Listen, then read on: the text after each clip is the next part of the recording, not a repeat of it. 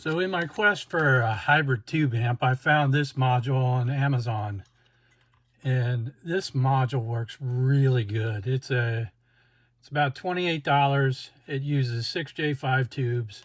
This is going to be our preamp with some modifications.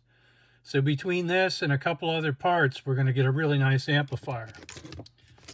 We're going to use the other TP3116. This is a really nice amp. I like this amp. And I found out that if you increase the voltage to about 20 volts, you can get 20 watts out of this thing. So we're going to use this as the major power amp. And the way that we're going to increase the voltage is this buck converter that was 10 bucks on eBay. It uses 140 kilohertz as the switching, so it doesn't get into the audio path. It doesn't bother it whatsoever. So this is going to take our 12 volts, which runs this setup back here. It's 12 volts and makes its own supply. It's got its own power switch. It's got its own LED. It's got a treble, bass, and a volume pot, which we can use for preamp gain. And all I can say about it is it makes a really nice amp. Sounds really good. In addition to that, you need a 12 volt 3 amp power supply. This was picked up for 7 bucks on Amazon. Everything will be linked in the description. You need a pot. This can be a 500 to a 2 meg pot, whatever you can find. And a couple of these audio jacks. One for input, one for output. I'm not going to get into building the case too much because basically you can make this amp in a cigar box. Requires not a whole lot of soldering, and most of the stuff is connected by these screw terminals, so that can be done.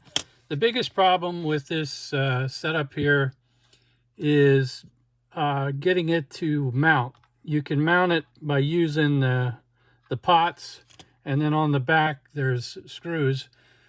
I did something else. I used a couple of rails with a slide in.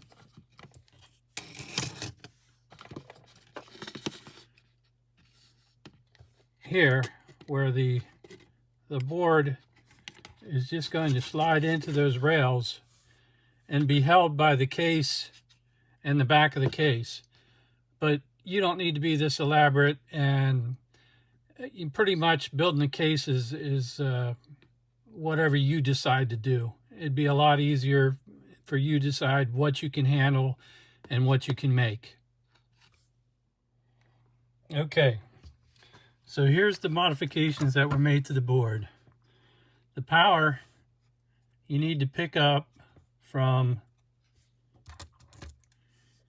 the second pin on the power switch. The power comes in on this switch. When you have the switch up, it puts the 12 volts here. So we need that for our buck converter. So this is just going to switch from here to here. Back here, we're attached to the ground of the input. So this is the ground of the input. So this is going to supply power to our buck converter. Over here, we have the input coming in on the red. So we have the positive coming in on the white, and the blue going on the negative side. This is a jumper between the red and the white. So what happens is the signal comes in here, gets amplified, comes out here, goes from the red channel over to the white, which uses the white channel as the second tube of the preamp. And then when the white comes out, it'll be on this green and yellow over here. So we have our input, goes through here, comes out here, and goes out to the resistor. So these are the modifications that you have to make to this board to make this work. Okay, so I did some preliminary tests, and the output is about 13 and a half watts clean with this tube, the tube preamp and the amplifier. I had to download some music off the internet for free use, so I don't get a freaking copyright strike from YouTube.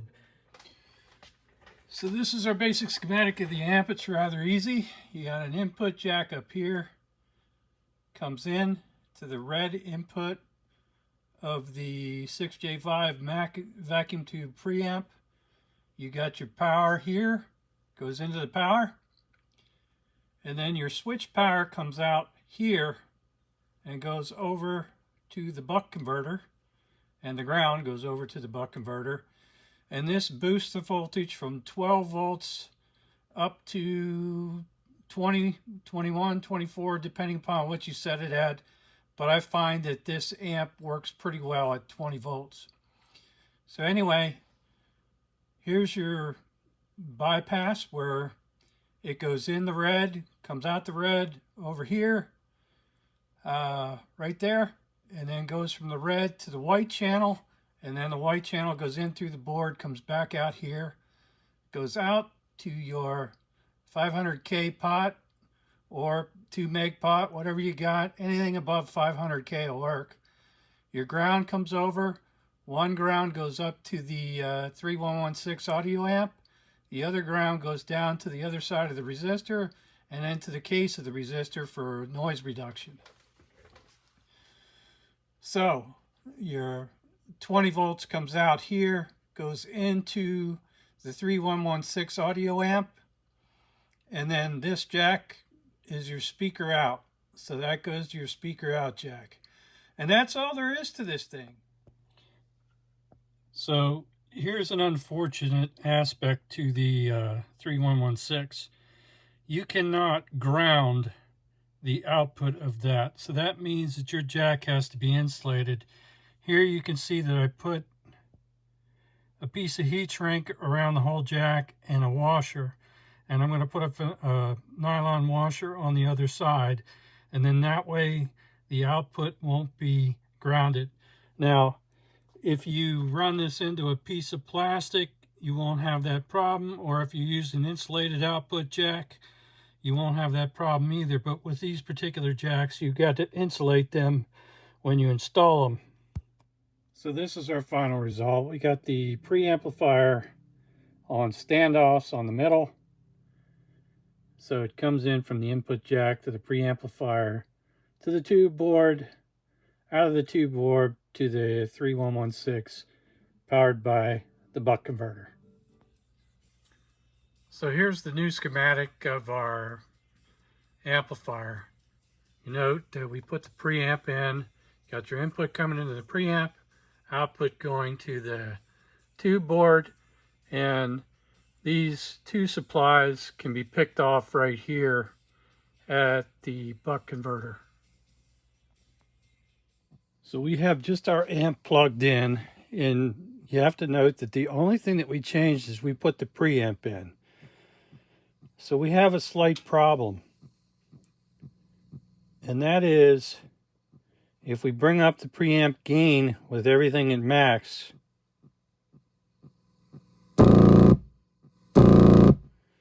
we have an undesirable oscillation.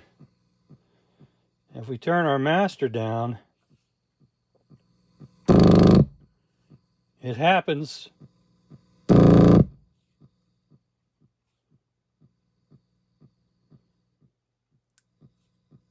When we have our master up at about 1/4. So it's a gain thing. And it wasn't there until we put that preamp in. So what we're going to do is put a variable resistor on that and knock the preamp gain out so we can't do that anymore. We've installed the variable resistor right here, and we've set it so that max gain. You notice we have noise from this pot because it's not grounded. It'll be grounded to the case. But you notice that we got rid of that problem. So we just set the gain down a little bit on the preamp, solved the problem. Okay, my guitar playing hasn't got much better, but maybe this will give you an idea what this thing sounds like. So here's just a chord on the neck pickup. On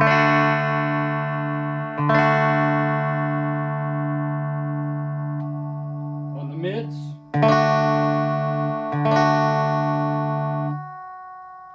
And on the bridge. Now